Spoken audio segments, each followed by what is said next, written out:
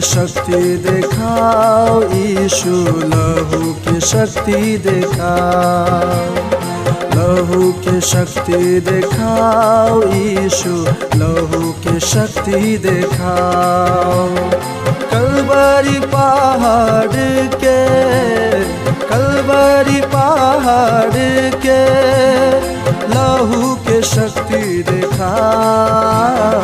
लहू की शक्ति दिखाओ यीशु, लहू की शक्ति दिखाओ।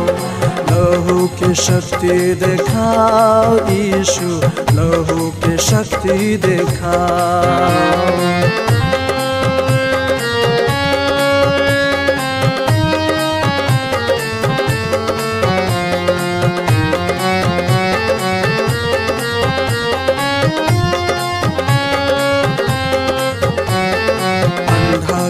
आँख देले, लंगड़ा के यहाँ चलेले, गूंगा के यहाँ आवाज देली, बहिरा के यहाँ कान खोली, मुर्दा के से हो जियली। अब वो है शक्ति दिखाओ यीशु, अब वो है शक्ति दिखाओ यीशु। अंधा के आँख दिया, गूंगा के आवाज दिया, बहिरा के कान खोलू, मुर्दा जियाओ। लहू के शक्ति दिखाओ यीशु, लहू के शक्ति दिखाओ। लहू के शक्ति दिखाओ यीशु, लहू के शक्ति दिखाओ।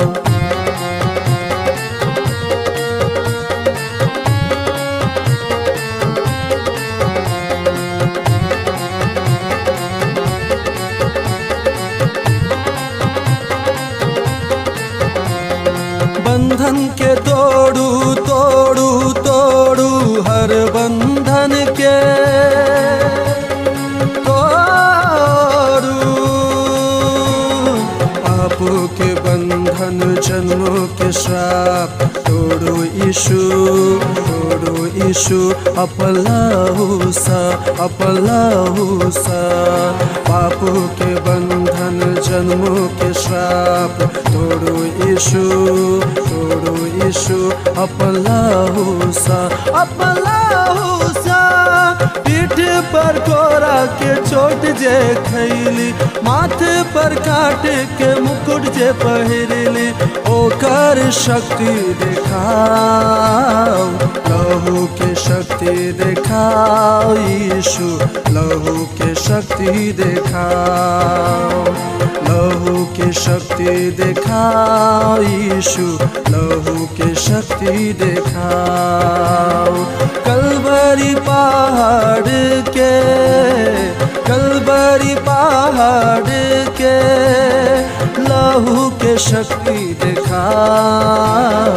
लहू के शक्ति दिखाओ यीशु, लहू के शक्ति दिखाओ।